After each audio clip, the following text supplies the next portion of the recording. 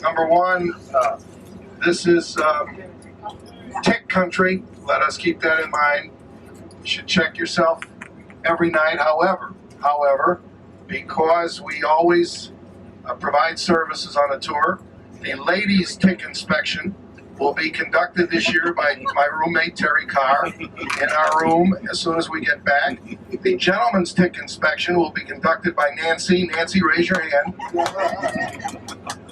Next year's tour chairman will be doing the tick inspection for the gentleman in her room. Very thoroughly. Just by way of quick one more announcement, please, all of you know, if you're going to change buses for any reason, you got to let either Terry Carr or myself know, so that we're not waiting for you to get on the bus. Our guide, most of you know, is a very good friend of all of us, one of the best historians in the National Park Service and one of the best historians anywhere, Terry Winchell.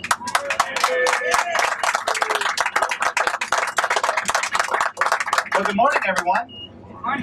Now, when Marshall was talking about ticks, he wasn't referring to federal bureaucrats, although they do abound here in the Vicksburg-Warren County area. Well, good morning, everyone. And certainly on behalf of Park Superintendent Monica Mayer and our staff, welcome to Vicksburg. It's great finally having the folks from Chicago, the greater Chicago area, down on my home turf for a change. I hope you don't mind, I cashed in all the chips that I had with the big man upstairs for the weather today. But unfortunately, I only had enough chips to guarantee this good weather all day today and most of tomorrow. But I do understand tomorrow night it's supposed to rain, followed by rain Saturday morning. But by Saturday midday, it should clear up once again and be a beautiful afternoon and a beautiful day on Sunday.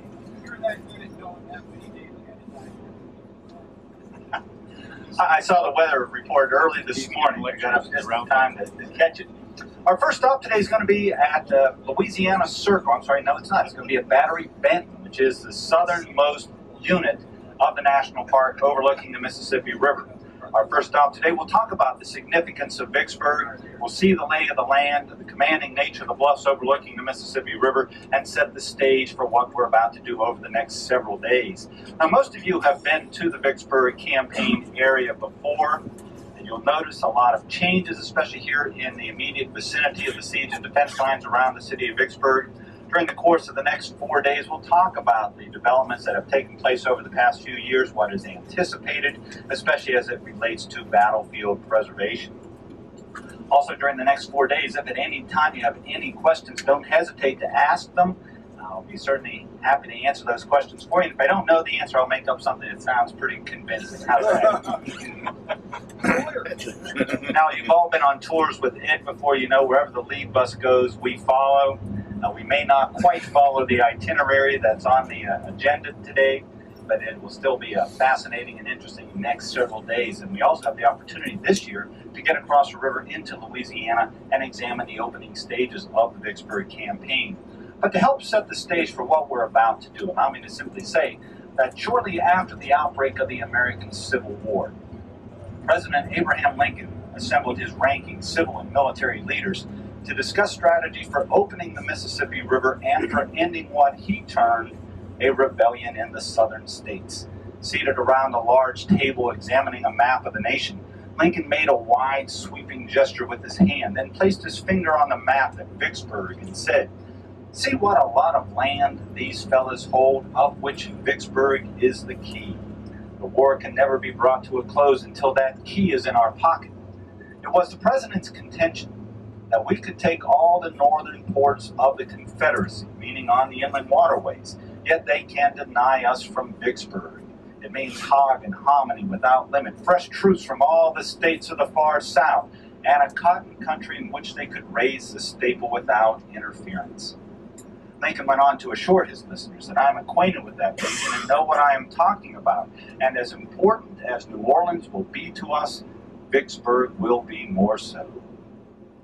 Now, I trust you agree those are pretty powerful statements coming from the 16th president, but they are no exaggeration, for as you'll see in just a few moments when we make our first stop, Confederate cannon mounted on the high ground here at Vicksburg, overlooking a large horseshoe-shaped bend of the Mississippi River, were not only trained on the river, but denied that important avenue of commerce to northern shipping.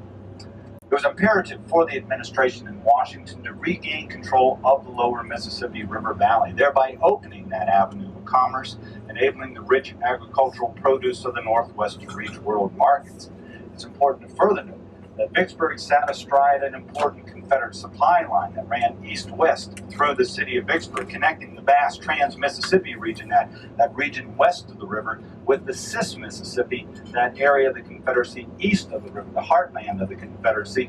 And it was a supply line over which the armies of Robert E. Lee and Braxton Bragg, operating farther east, relied on for supplies of food, clothing, medicine, ammunition, as well as reinforcements of fresh troops.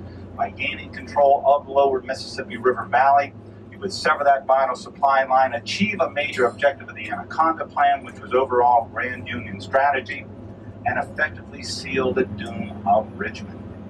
With all that in mind, it's easy to see that Vicksburg was a city of unparalleled significance during the course of the Civil War, and that significance would only grow as the war itself continued. Early in 1862, a combined land and army operation was launched to wrestle control of the Mississippi River away from the Confederacy and seize Vicksburg. Union land and naval forces descending the river from Cairo, Illinois, would gain early victories at Forts Hyman, Henry, and Donelson in February of '62. Continuing their drive, they would gain victory at Shiloh in April, and then finally in May seize Corinth in North Mississippi, which would compel the surrender of the city of Memphis. The Queen City was one of the larger, more important cities in the Confederacy, and its loss that early in the war was quite a blow to Southern morale. Coming upriver from the Gulf of Mexico were the ships of the West Gulf Blockading Squadron, commanded by then Flag Officer David Glasgow Farragut. Farragut's vessels would enter the mouths of the Mississippi River, bombard and pass Confederate forts Jackson and St. Philip, 70 miles below New Orleans, and in late April compelled the surrender of New Orleans, the South's largest city. New Orleans then was a city of 160,000 souls. Nothing compared to the modern metropolis it is today, but again, it was the largest city in the Southern Confederacy. To give you some idea of how large New Orleans was, does anyone want to venture a guess as to what the second largest city in the Confederacy was and its population? Atlanta. Richmond? Charleston. Very good. Charleston is the second largest city. Wartime population about 45,000. Capital city of Richmond, 40,000. The fortress city of Vicksburg, the second largest city in the state of Mississippi, 5,000 souls. 5,000 souls. Natchez was the largest city in this state, population about 6,000.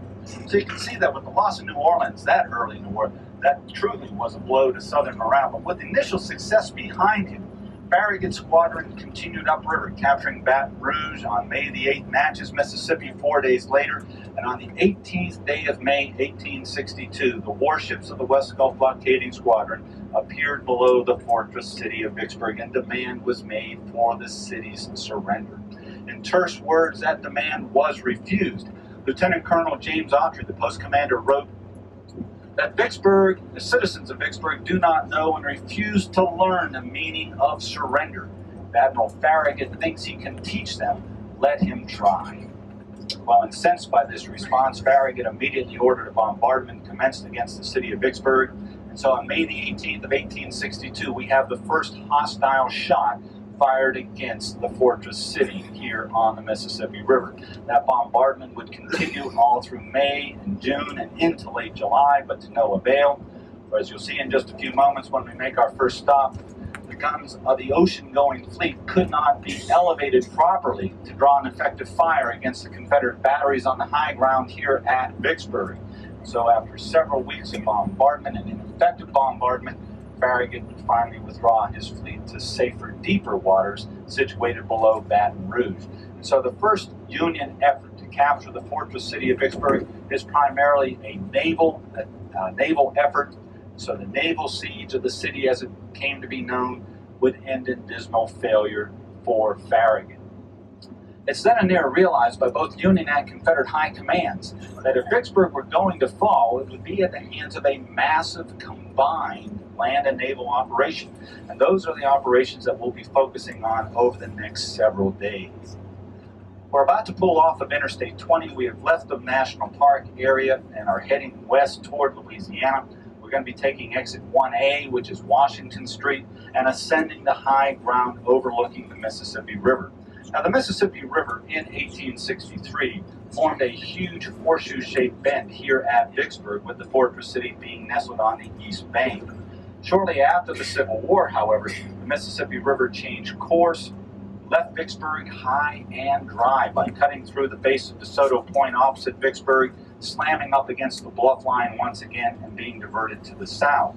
So Vicksburg was left high and dry. It wasn't until 1903 when the U.S. Army Corps of Engineers opened a canal by which the waters of the Yazoo River were diverted from north of Vicksburg through the former channel of the Mississippi River, that Vicksburg once again became an inland port. But this is the only area within the national park as it exists today where we can gain a view of the Mississippi River. So you're ready to feast your eyes on the Father of Waters, one of the most majestic sights in all of North America. Yeah.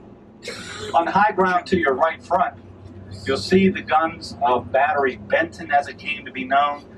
Cannon heavy guns from the gunboat Benton, which served as Admiral Porter's flagship during the Vicksburg campaign, were taken off the Benton and placed in land-based batteries. The road we are crossing is the historic Warrenton Road.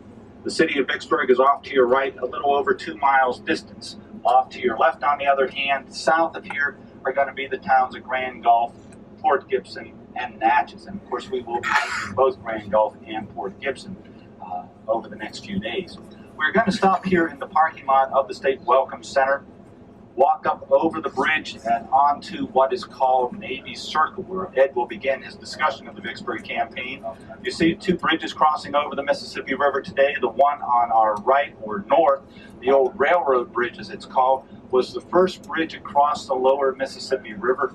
It was opened in 1931, I believe, 1933, right in that time frame. But the very first bridge across the lower Mississippi River Valley. As a result, that road would be the direct link between Atlanta, Georgia, and Los Angeles, California. Let's get off here, folks, and again, we'll follow the crowd up onto Navy Circle.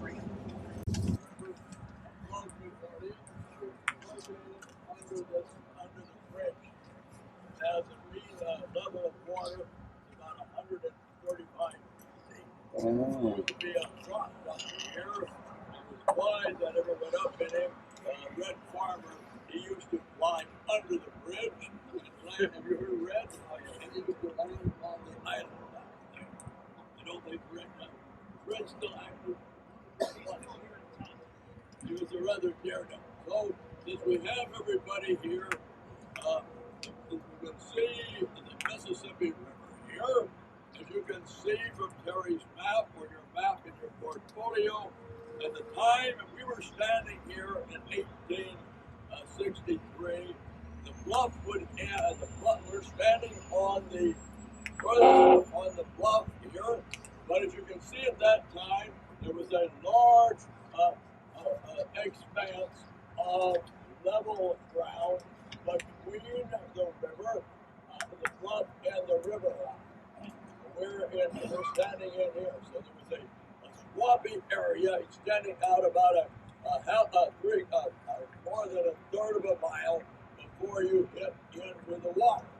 So the river now, if we're standing here, the river would probably be over about halfway across before you would have dry land. You would have dry land extending from the face of the bluff about halfway across the river.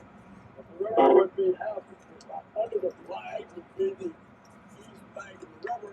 Of course, the river would have the same width, where the river would be flowing over a bunch of the land over there. So that's to get an understanding. Here you have a broad belt of level land. It'll extend almost up to the Marine Hospital Battery. The Marine Hospital Battery being located in this area here. And only then you get up where the bluffs lie close to the river. As you can see, if we were standing here, you would look across, and beyond that water tower, you would see the northeast flowing reach of the river, which goes up and describes the famed horseshoe bend Confederate men in front of Vicksburg. It's become very important. Now, it's very important because President Lincoln made 2 trips to New Orleans by Blakeley. Once when he's living in Indiana in 29, and once after he's moved to New Salem. And Lincoln can remember Vicksburg and the Horseshoe Bend. It plays an important part in the federal interest in naval operations here, because if the president, unless you're General MacArthur or General McClellan, you know the president is commander-in-chief. People don't understand that. Vicksburg, now the Union, when they come up the river, the Union are going to converge on Vicksburg in the spring of 1861. They're going to have the Blue Water Navy, headed by Flag Officer David Glasgow Farragut, who are going to blast their way by Fort Philip and St. Jackson on the morning of the 24th day of August, the 24th day of April. They're going to arrive before New Orleans on the 25th evening of the 25th day of April, and they're going to land a detachment of Marines and Captain Craven. But all they do is make an appearance as the New Orleans mob follows them, throwing brickbats and yelling insults at them. The Federal will not have a secure hold on New Orleans to a man, to a lawyer friend of ours. And I always think of Marshall Froelich when I describe Benjamin Franklin Butler on the first day of May. With the arrival of Butler, they're going to send a flotilla of vessels up the river. Baton Rouge will fall on the 8th, Natchez on the 13th. On the 18th and the 19th, the Federal Fleet Gunboat Squadron, commanded by S. Phillips Lee, is going to arrive below Vicksburg, command to surrender Vicksburg, and this time the Confederates have rushed reinforcements here. Where do they come from? The heavy guns are going to come from Pensacola and Mobile, and they come here by rail. There's no interior rail connections with the heart of the Confederacy going out of Baton Rouge or Natchez. So they're going to move, they're going to focus on Vicksburg because of the Southern Railroad coming into Vicksburg from the east. They're also going to be evacuating Island number 10 at this time, and they're going to send personnel down from Island number 10 by boat. So they're going to be Confederate forces here and big guns here when the Union Navy arrives. I'm going to go into a great deal of detail. The Union Navy when Mayor Lazarus Lindsay refuses to call surrender, backstopped by Fort Martin L. Smith, the Union Navy will open a long-distance fire. Farragut will arrive. He will reconnoiter the defenses and decide he doesn't like what he sees. He doesn't like, he's a deep-water man. He's got his men on his deep-water ships drawing some of 22 feet of water, operating in an area where he can have a rapid fall in the river. He has no infantry support this time, and Farragut goes back to New Orleans, leaving the advanced gunboats below Vicksburg. Farragut is going to get bad news when he gets back to New Orleans because the president is very interested in Vicksburg.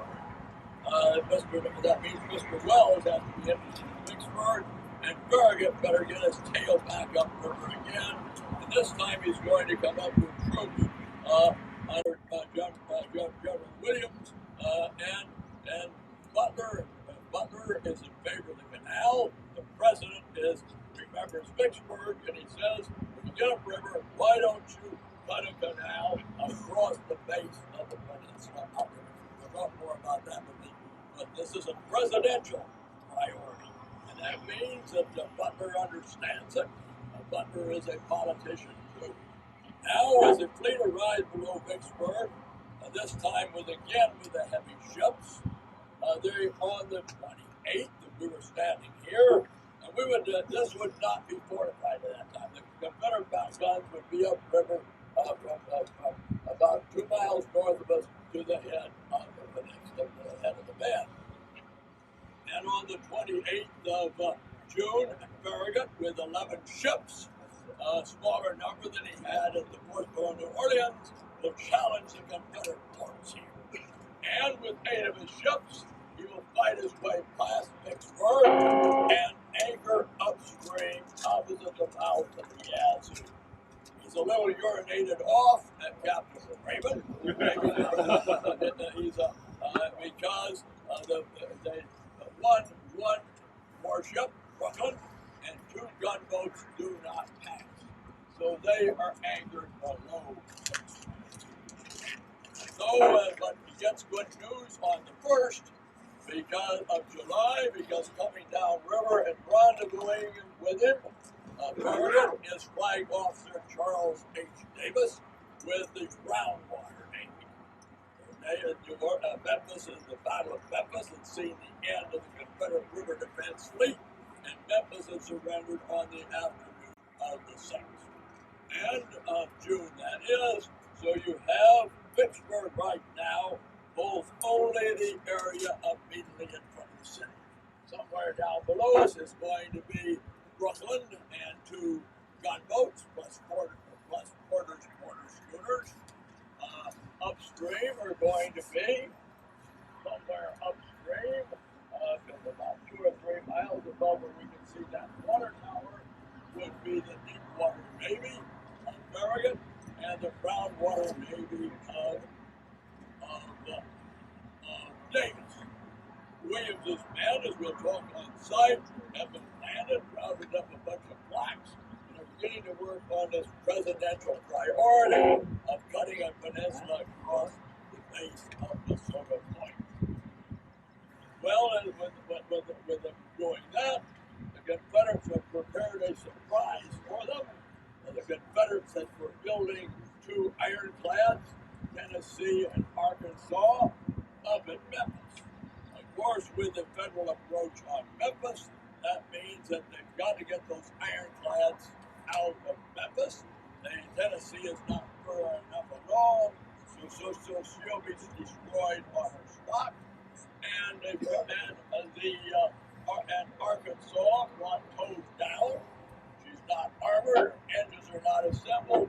It's towed down and up the Yazoo River as far as Greenwood, Mississippi, where the Yazoo is formed by the confluence of the Yallabusha and the Tallahatchie.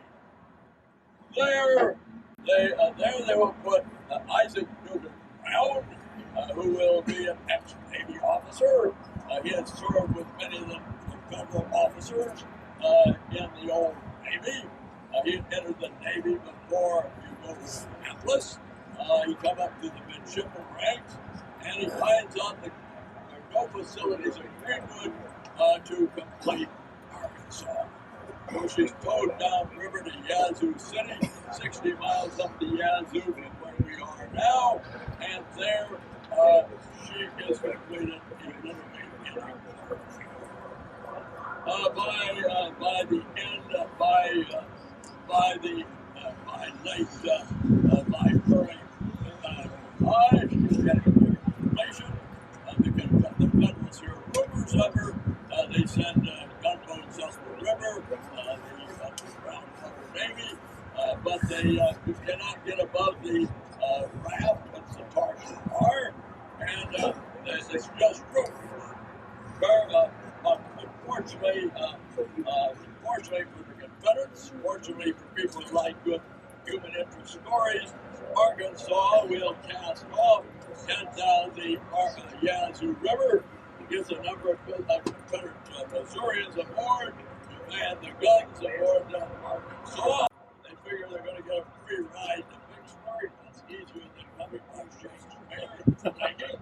And on the night of the 14th, she has to tie up near a bluff to dry her powder because the pointers have been exhausted into the area of the magazines and have to dry the powder, sift it, and on the morning of the 15th, they come down. She starts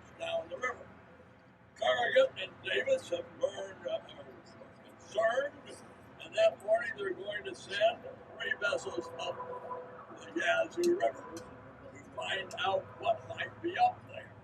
They're going to send Confederate, sister of Hero.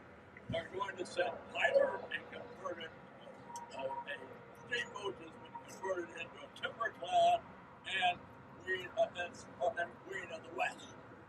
They go up the river. Now, remember, coal is short, no air conditioning, no blowers, so the Union warships, whether they're brown water or blue water, are all lying alongside the banks of the river, about 5 miles above. You can see that water tower with their fire's bank, no steam up in the boilers, and in the distance they can begin to hear the boom of guns. What has happened? Commander Watt of Philadelphia, Ohio, has encountered the ironclad monster coming downriver, and it makes him beat in air. He's going to turn tail and flee downriver, exposing his weakest part of his vessel to the strongest part of the heavier guns of Arkansas. The timber-clad Tyler and Queen of the West, likewise heading downriver. Soon Arkansas, the Confederate pulls off in the Willows. If you're a good Confederate, you say Walk is striking his colors. Walk's going to say BS because he's going to reman his ship later on. And then if you're Flight Officer Bergen Davis, you can suddenly see Tyler and Queen of the West out into the Mississippi, out of the mountain Yazoo, just upstream from him, and you can hear the distant boom of getting closer of Arkansas's guns. Arkansas will soon emerge from the mouth of the Yazoo, catching the Union Navy with their pants down, and will proceed to fight its way through the combined Union fleets. Because they do not have the steam up, they do not have the fires to bank. They've, however, been fired Arkansas as she passes, and as she passes, they do considerable damage to Arkansas. So they find out even that it's much messier inside a casemate than it is on a battlefield, because of the brains in the gore of the people that are ripped apart by big shells splatter all over you. That's why they only sand the deck on warships at this time. But you can hear like the Vicksburg up toward again. And you're going to have a ringside seat as Arkansas fights her way through the Union fleets. Benton will get underway too late, power down, and Arkansas will pull into the bank. Now all your people will rush to the war, reach your heroes. And of course, when they see inside the vessel, inside the casement, it is not a very pleasant sight. And all these guys that have volunteered to ride to man guns on Arkansas walk off. So that means our hero he has lost much of his crew. Now Bergen is beside himself. Now worse for the deep water people, the river is falling rapidly. The Confederates have removed all the channel markers and buoys, so you're going to have a difficult time navigating downstream. Bergen decides he's going to destroy Arkansas. So on the night of the dusk, it's getting dark on the night of the 15th, the deep water Navy casts off. And it heads downriver, it tries to destroy Arkansas. She's very rusty, she's not painted, and she's going to be a good target. Now Bergen has his Navy reunited from Vicksburg, but Arkansas still survives. It's upward. So now the Confederates are looking better. The ladies' eyes will all light up because in the last week of June, heavy reinforcements are coming in, and General Earl Van Dorn has arrived. ladies can be good because your hero has arrived. And the Confederates are pouring reinforcements. So during the period from the 15th to the 24th, the Union Navy is going to try all sorts of ways to destroy our nation. Ferry Porter's gunboat, the Porter schooners, are going to lob 13-inch shells. They're going to then send down Essex, brown water ironclad commanded by Dirty Bill, the original Dirty Tricks man. He would be doing well in the Nixon administration.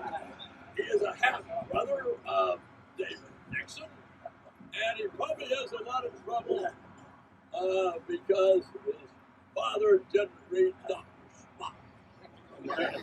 He was a premature baby, and his father would take him, naval officers wore big, deep coats. David Porter would take him to parties and put David Nixon and put Dirty Bill in his hand and walk him around. And this guy's a Dr. Spock man. Not a David Porter man. And they will send down Queen Anne Porter will come down in Essex to Charles Rivers Elliott, the daring do 21-year-old, will come down and try to ram Arkansas. They will fail because Brown is pretty sharp. He puts her on, he lures her so they can swing her out from the bank to present his bow whenever a Queen of the West would try to ram her, and they don't do it. So by the 25th, you're all good Vicksburgers here, and you're feeling, and you wake up in the morning, and the river and the ocean fleet has flattened after embarking Williams's troops, and the river gunboats leave. So you really are not going to, you're going to see river gunboats in August come down, but they're only going up in June. You're going to see river gunboats come down as they're bringing down prisoners to be exchanged in large numbers in August and September, but you're going to have no more concerns from the Union Navy and their small supporting force because you have mastered the first Union channel. The canal, they put a lot of work on it, but they had not completed it, and the weather gets lower and lower, it soon dries out, and you have the first attempt to capture Vicksburg. The Yankees, as we're going to find out, when we get up at Chickasaw Bayou, are going to come back, and by this time the Confederates worked on a scheme of defense for Vicksburg. It's going to be originally Captain D.B. Harris of Beauregard's staff, Beauregard's department, then replaced by Lockett, and they're going to work out a scheme of defense. And the scheme of defense is going to result in increasing the number of river batteries. They're going to begin at Southport, a third of a mile north of us, and extend northward all the way for 3.5 miles to the water battery controlling the Benton. There are going to be about 31 heavy guns, and this is a broad reach of river to cover with 31 guns, 3.5 miles. He's going to lay out a system of land defenses. And the land defenses are going to anchor on Southport and then run in a northeasterly direction, crossing Hatcher's Run and running on the watershed of Girdle Springs. They're going to erect batteries on commanding elevations, connect them with lines of rifle pits or trenches. The trench line will cross the Halls Ferry Road, where the Confederates will build another strong point, known as the Siege Martyr. It will cross the Baldwin's Ferry Road, where the Confederates, and the railroad, where the Confederates will erect 2 strong points. What will become known as the Second Texas Lunette, and the railroad redoubt. was a broad belt of ground between Railroad Redoubt and the State Works, and they will erect the square fort. Remember these works? They fill the timber out in front of them, create an amity, and they will have these strong points and batteries located between them on common ground and trench line. Then north of the railroad, it will still be running on the headwaters of North Branch, which are going to head up against the bridge along which the Jackson Road enters Vicksburg. All the railroad streams south of the Jackson Road head in a Jordan branch. On the north side of the Jackson Road, you have Blast Road. Naturally, along this ridge line, you have a road, Jackson Road, leading to Vicksburg. You're covering with two strong points on the south of the 3rd Louisiana Redan and the Great Redoubt. Then you have the headquarters of Blast Bio has two prongs.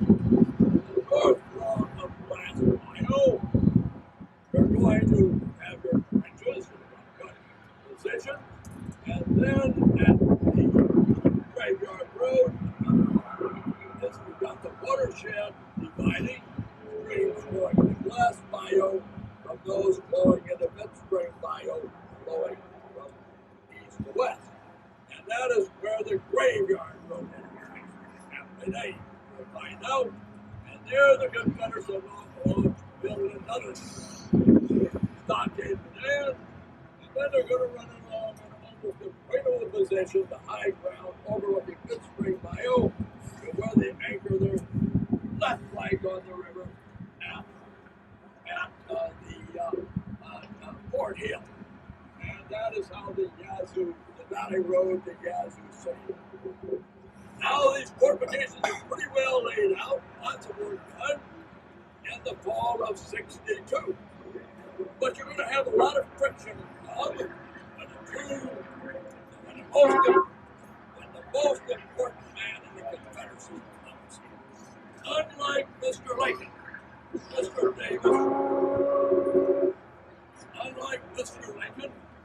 Mr. Davis will go west 3 times. He will come west in mid-December.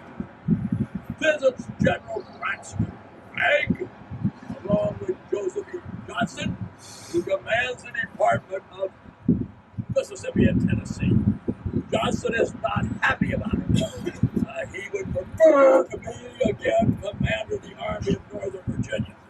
But his chances of succeeding Lee as commander of the Army of Northern Virginia is slim and none, and as the old saying would be, slim as nothing. So Davis gives him another position. On paper, he has lots of authority to adjust priorities between Bragg's army in Middle Tennessee and John C. Pemberton's army. Pemberton had arrived in October to take command of the newly constituted Department of Mississippi and East Louisiana. And I'm sure Pemberton is not happy about this. He doesn't want he sleeps with every night. He's not happy about that. So now here, being his wife. His wife likes Charleston much better. The Charlestonians have lost all confidence in Pemberton. So Davis has done the thing that managers do. You can think of all your managers you know. You've got Rob. What do you do with Rob? It's the South Carolinians one. South Carolina, Georgia, Florida. We're going to send him to a new command, the Department of Mississippi and East Louisiana. The previous commander, Jefferson Earl Van Dorn, was a deep duty. The Mississippians are unhappy with him. He hasn't won.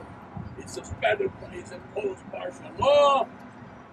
And he has charges filed against him by one of his subordinates with a So he's got to get out. They got to find a new place for him.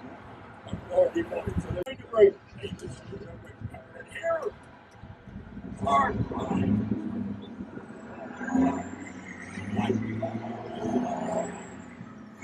And they got another war guard looking on the shelf.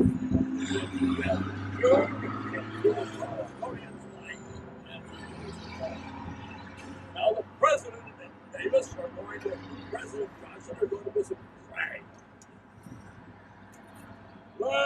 They're concerned about Mississippi. So over Frank's protest, over Johnston's bad feelings, they're going to order on the 12th to send General Stevenson with 4 brigades from Middle Tennessee to Vicksburg. They've just reduced the strength of Bragg's army by over 9,000 men. They then come here. And Johnston does not like, and this is not retrospect, he says it at the time, he does not like the decision to erect this defensive perimeter 9 miles in length. He can see it will be another Fort Knox. So he is not. Remember when they both leave here, Jackson, and go up and visit the army up there in North Mississippi, and then they'll be passing through Jackson, and we'll talk about it when they're coming back to Jackson and we get up to Chickasaw Bayou. So we are going to have the Union coming back. I'll turn it over to Terry and General Hill. And we have to be out of here now.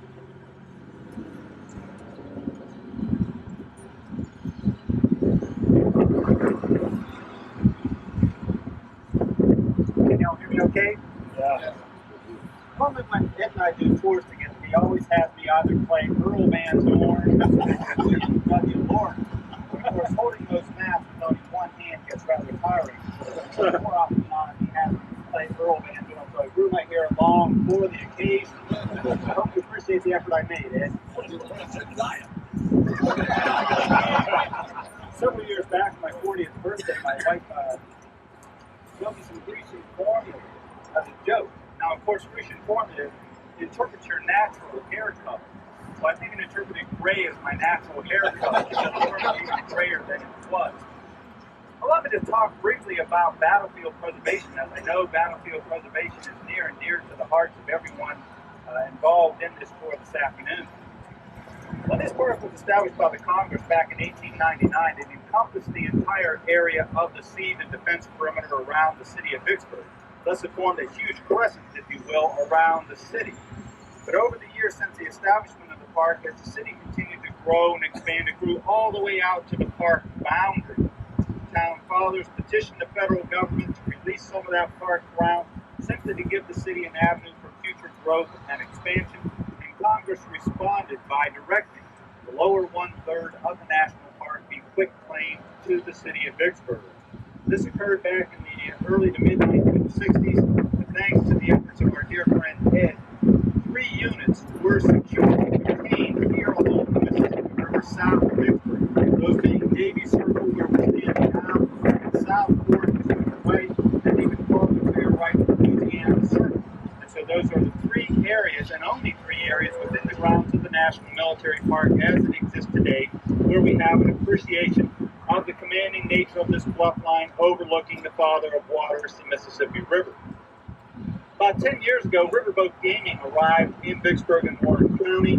You see one of the 4 casinos in active operation today directly below you here. This is the Ameristar Casino. 3 weeks ago, I had a phone call from an anonymous person asking if the park was going to be represented at a zoning board meeting the following afternoon. So I inquired the woman why. Is there something of interest to the park that is transpiring in the city? And she said, yes, Ameristar Casino has petitioned for a variance to the zoning ordinances of this community to build a 200-foot tall hotel directly below you here. Well, this was the first we had heard of such a proposal. So obviously we were at the zoning board meeting, and we requested of the zoning board that they delay their decision until the park had an opportunity to review the plans and evaluate what impacts this development would have on the view sheds of the national park. The zoning board granted us 2 weeks delay, during which time we examined the proposal. We also asked the casino to develop some computer-generated graphics that would actually show the development on site and have those views from Navy Circle, Southport, and Louisiana Circle. As you might imagine, from all 3 of our circle units, it is going to have a dramatic impact if this variance is granted. Picture, if you will, beginning from the front door of the casino down below you here, a 200-foot tall hotel, 14 stories, that will be equally high to their existing facility directly across the street. From this location, you will have no view of the Mississippi River to your right front, let alone of the Yazoo River Diversion Canal, which was the course of the Mississippi River back in 1863. Equally dramatic will be the impact on the view from Southport, looking south, and to a lesser degree from Louisiana Circle, looking south as well. Now, the National Park Service is not opposed to economic development here in Vicksburg and Warren County. Actually, we are very supportive of economic development, provided it does not have an adverse impact on park resources or park value.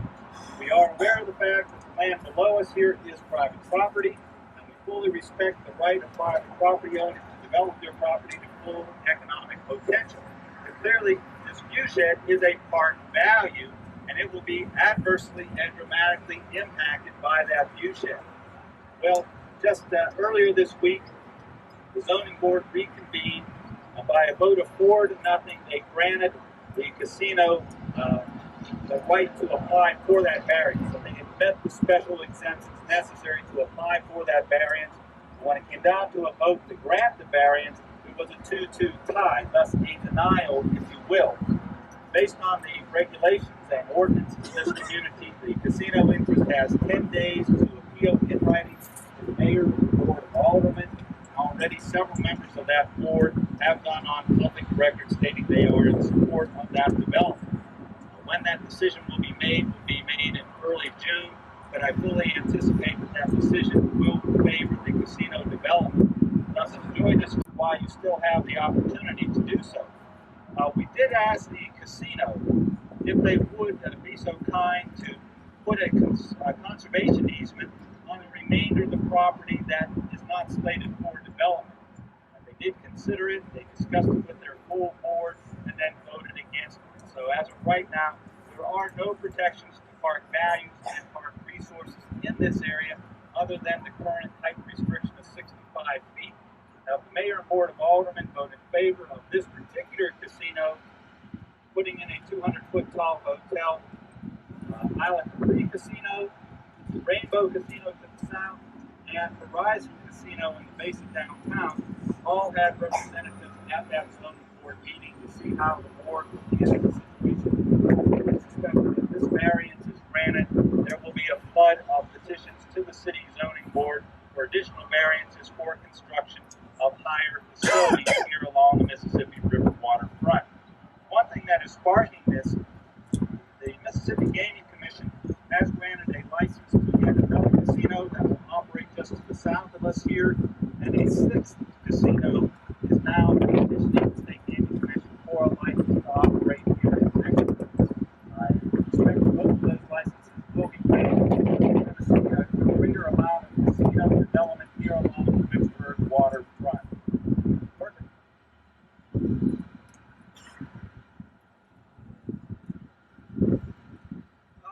I think one of the things we need to do, just real quickly, is to get an acronym out of the way. An acronym of COPA.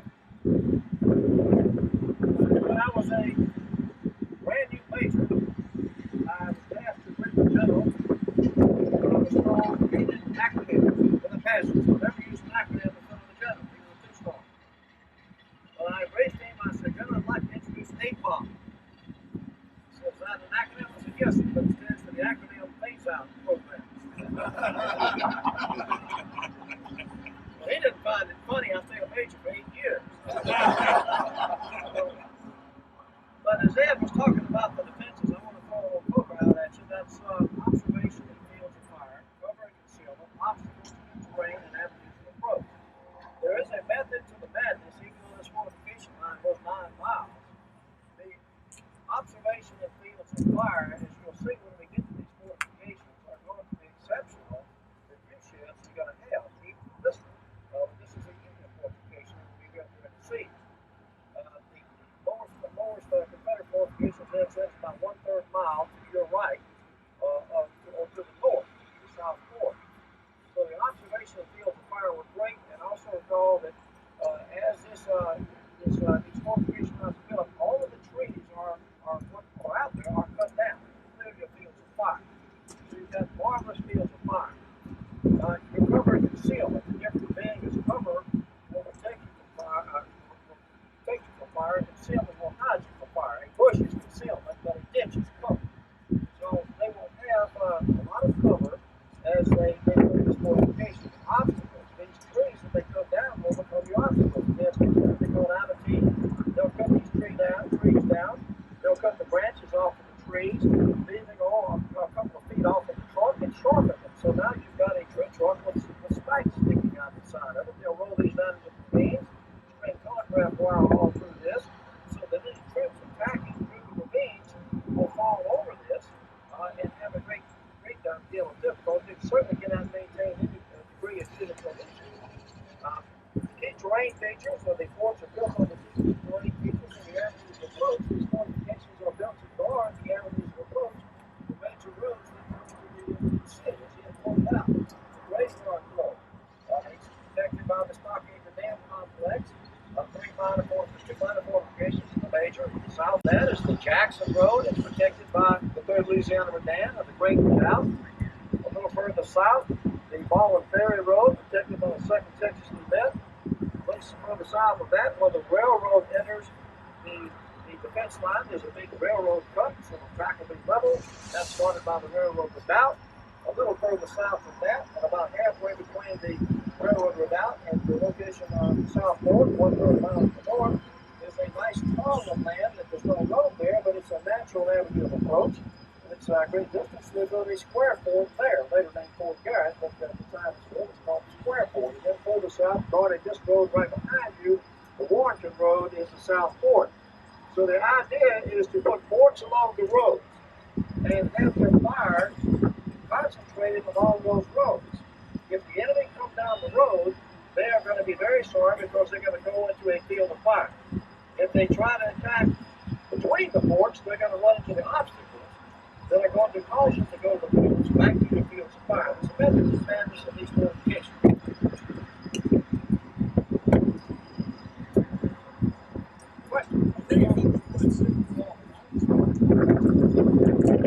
How fast does the Mississippi River fall? It can fall dramatically and it can rise dramatically. Even though the Corps engineers like to think they control it, as Dan likes to think he does with nature, it's very, very unpredictable. They will predict huge crash of floods. They can drop very, very dramatically, 20 or 30 feet in just a matter of sometimes hours or days. Very, very quickly, and you can find yourself, of course, it's not as bad now as it was in the 1927 flood before it has done things, but we still, years ago, I had taken one o'clock to run through Bud Island in Memphis. The mission was to take the bill off Bud Island because the flood was predicted to crest and actually flood the Bud Island and Washington all the way into Libya. People of Memphis were not very happy because this Mississippi boy was coming up there to take a plane off that island. But about the time we got her all prepared, ready to go and pick her up, the river just dropped. And the rest never happened. So we're still trying to get the men of the off that island. They'll figure out how to shoot that. Any other questions? Yes, sir. This what happened at this spot here. Let me let Ed tell you that because Ed is a good Navy guy. I won't tell you that. Marine Navy, you know. My dad was a gunny sergeant, so I learned a long time ago let the Marines have it. This fort is guards the will provide a way to squeeze the Confederates tighter. As Grant plans for its biggest assault on the 6th. So this fort is going to be located on the bluff, adjacent to the Warrenton Road, going south, 61. So the Federals will construct a fort here. It's also to neutralize the fire of Southport, a third of a mile north. So by the first day of July, they've erected this fort in the shape of a redoubt, and they borrowed 2 guns from the Navy, 2 rifled 42-pounders. They were borrowed from the Benton, hence they'll name it Battery Benton. They'll mount the two rifled 42-pounders, manned by sailors, and their task is to knock the Confederates out of Southport. The Confederates will respond. They have a gun that moves around a lot. This is a 10-inch Siege Martyr. The 10-inch Siege Martyr will counterfire, being a high trajectory weapon. It's going to put a shot into Battery Benton. Battery Benton has been in action about 18 hours, and the battery is knocked out temporarily. So Union sailors and soldiers are casualties and have to go back to work to put it back in order. But before they open fire again, Vicksburg is surrendered. The Battery Benton, designed to suppress Southport, located in a key position to squeeze the Confederates tighter, will have a very short active life, counter-firing for about a little over 18 hours, then receiving a destructive hit. By the time they have it ready to be resumed firing, Vicksburg is surrendered.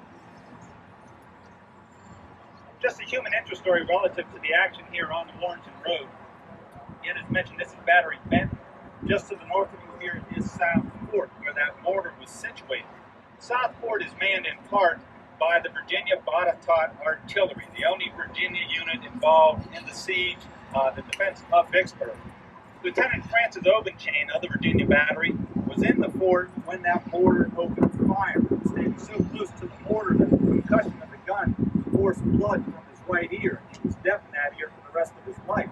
But on July the 4th, as white flags appeared along the line, some Union officers from Battery Benton rode along the Warrenton Road to Southport, entered Obenchain's tent, and demanded surrender of the flag of the Waterfront Artillery.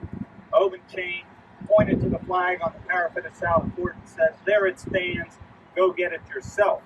To which these 2 officers were very irate. They told him that if he didn't surrender the flag, that he and his men would be sent to prison in Alton, Illinois.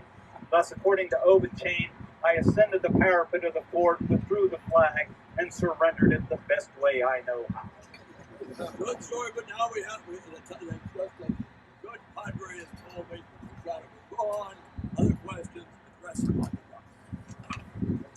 Padre is going to get this one.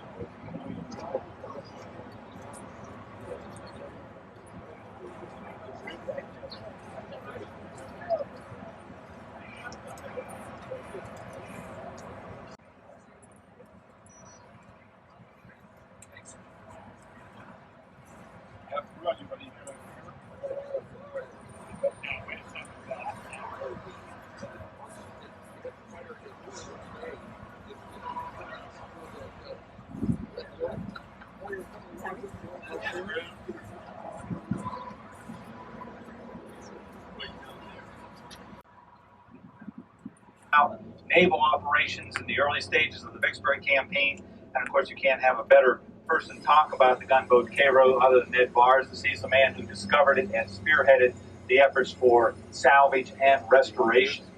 But again, the national park, as established by the Congress back in 1899, did encompass the entire area of the siege and defense line.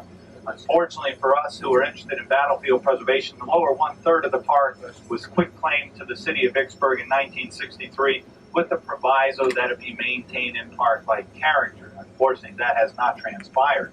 But 3 circle units, as we call them, were retained by the National Park Service. We were just at Navy Circle here on your left, just beyond the entrance to the casino, the Ameristar Casino here to your left front. You'll see South Fort. Blocking the view of South Fort from this road, the historic Warrenton Road, is a car wash. Now that car wash has been in operation for about 30 some odd years. The National Park Service has been attempting over that span of time to acquire that property, remove the car wash, and thus make South Fort publicly accessible. But unfortunately, the owner of the property just has not been willing to accept the government's offer for that land.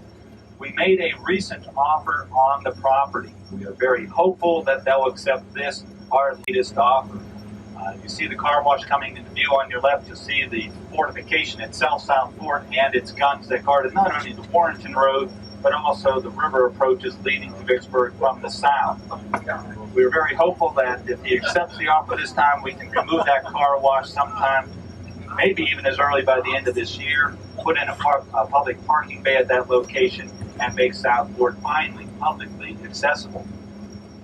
Here on your left coming up is Louisiana Circle.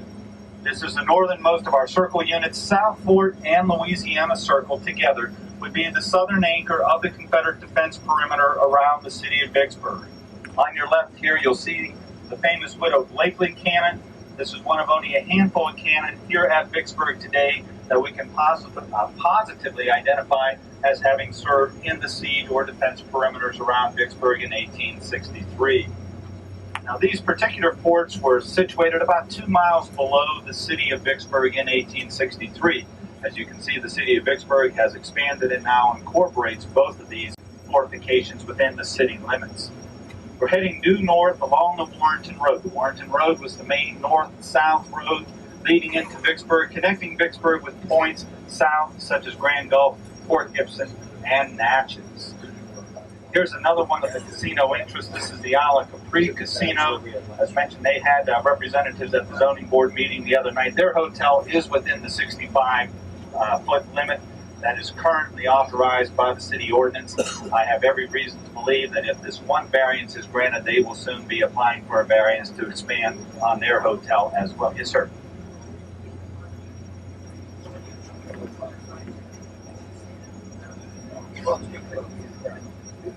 The question is, do we have an architectural review board here in Vicksburg? Yes, we do, but it only has authority within the city's historic district. And this area here is well outside the historic district of the city of Vicksburg.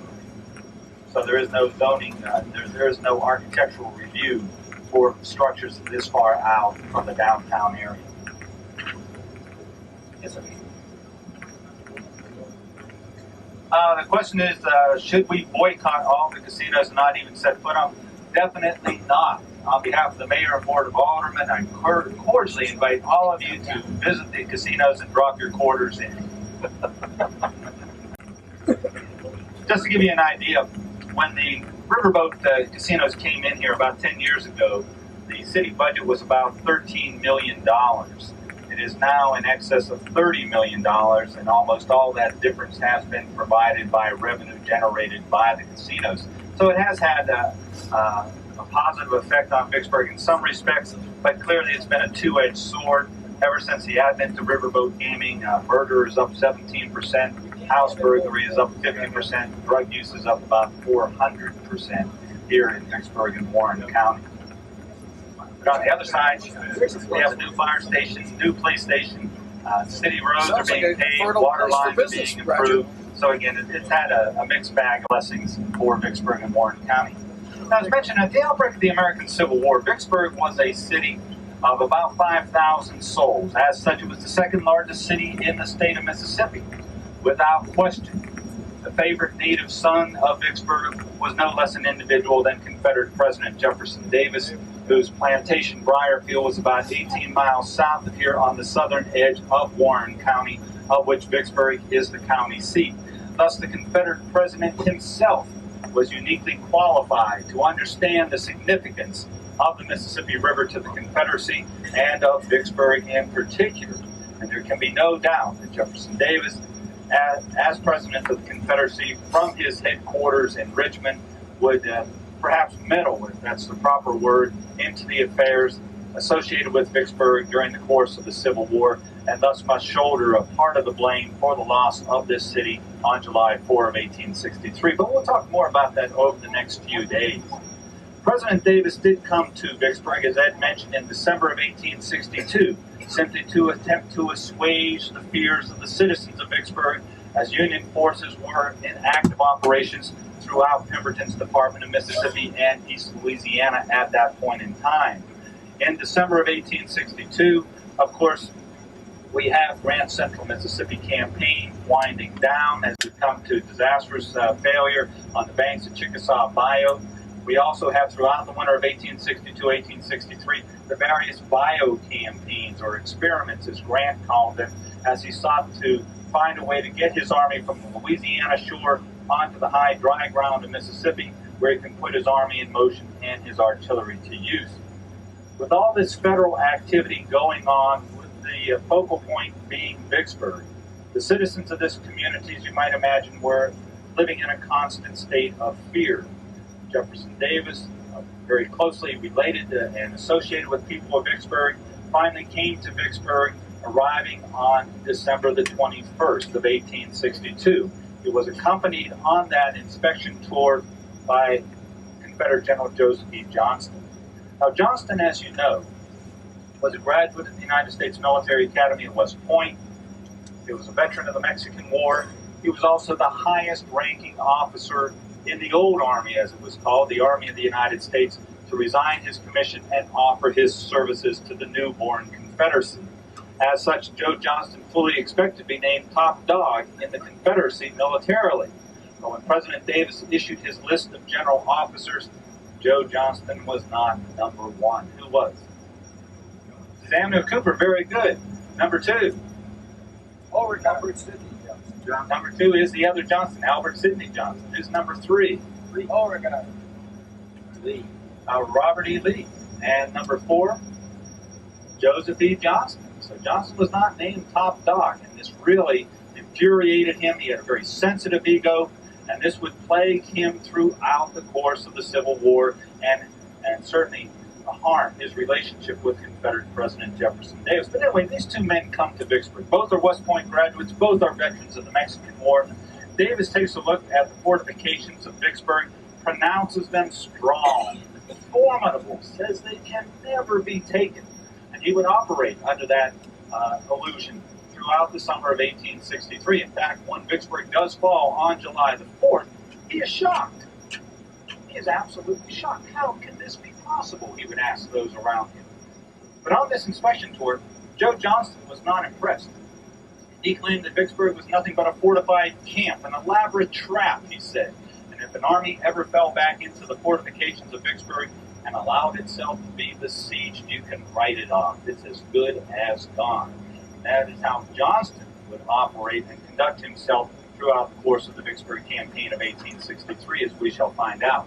Well, you're now on Washington Street. This is the main business thoroughfare of Vicksburg today, just as it was in 1863.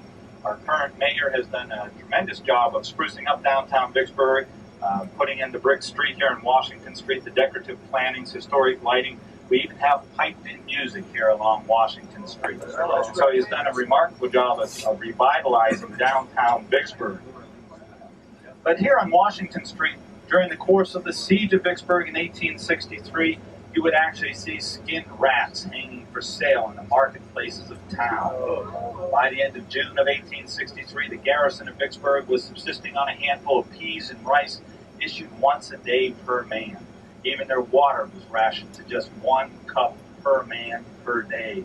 And you can imagine the intense suffering, the heat of a Mississippi summer on such limited quantities of food and water. Down here to our left was the historic landing on the Mississippi River at Vicksburg.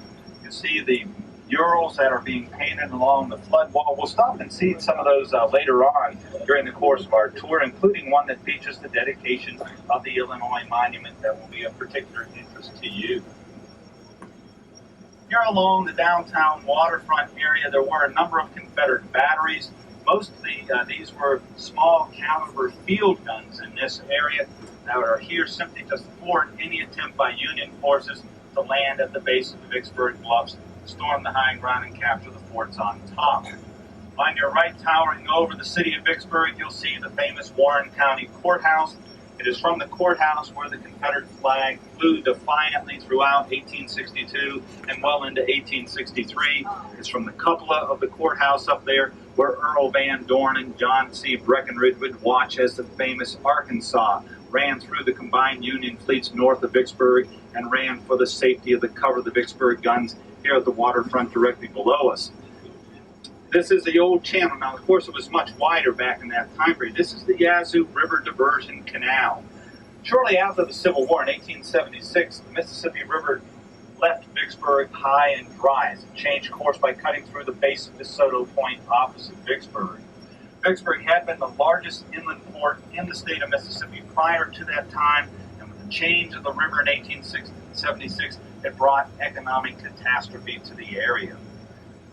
Responding to petitions from the town fathers, the federal government, working through the Corps of Engineers, excavated a 6-mile-long canal diverting the waters of the Yazoo River from north of Vicksburg through the former channel of the Mississippi.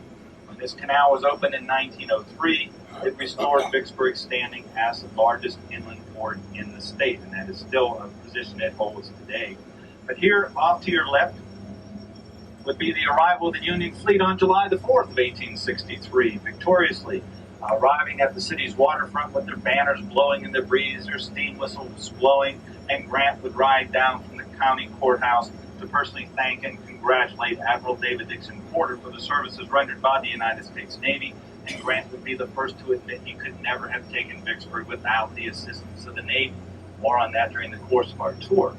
We're now exiting the city limits as they existed in 1863 and are driving out along what is today known as Business Highway US 61 North. This road did not exist in 1863 as this is in the floodplain of the Mississippi River.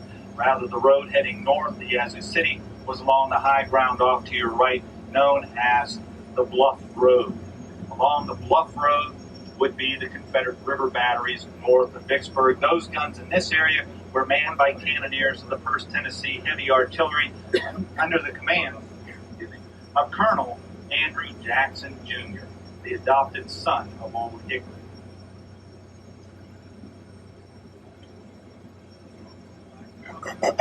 Yes, the road is still active. It's today known as Fort Hill Drive, and as our tour road is currently closed in between the Cairo Museum and Fort Hill, not only is it in an area that is prone to slipping and sliding in heavy weather, but it's also on an active earthquake fault line. We had some slippage along that line not long ago, and it caused our tour road to drop 20 feet.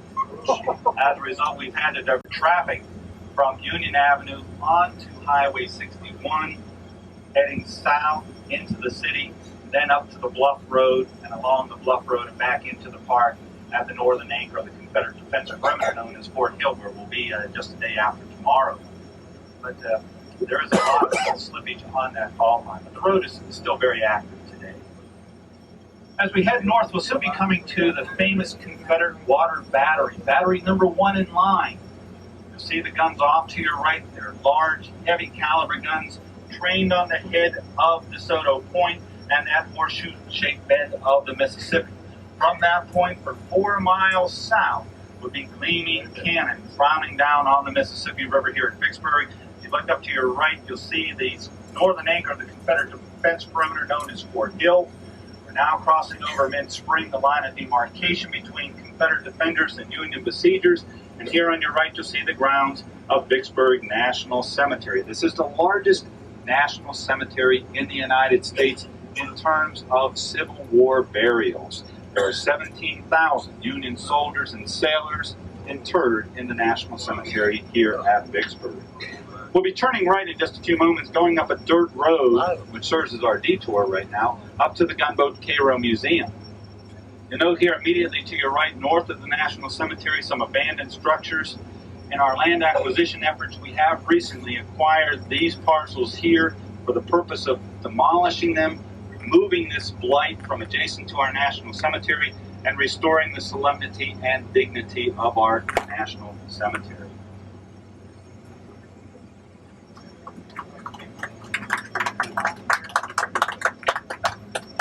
that funding for that came through the largest of our senior senator, Mr. Cochran, who is now the head of the Senate, Appropriations Committee. So we hope that the good senator will remain a dear friend of Vicksburg for many years and hopefully help us complete our land acquisition efforts here at Vicksburg.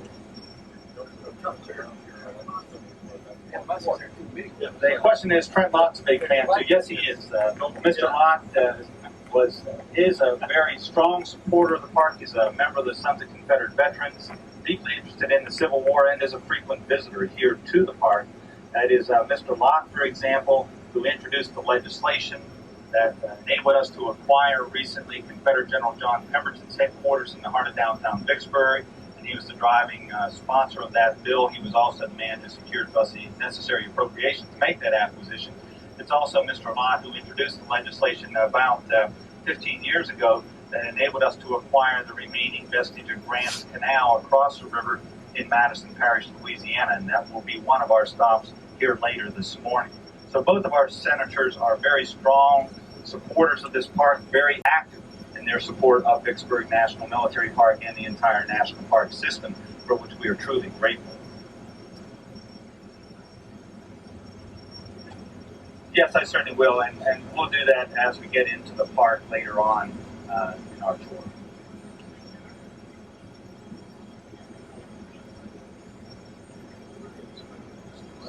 Now the question is, am I absolutely sure those additional casinos are going in? Yes, one has been awarded the license, and they are actively securing their land right now. Another one is, that'll be south of Navy Circle. Another one is currently has their license request being reviewed by the Gaming Commission. Folks, this is the dirt road known as Gibbons Road.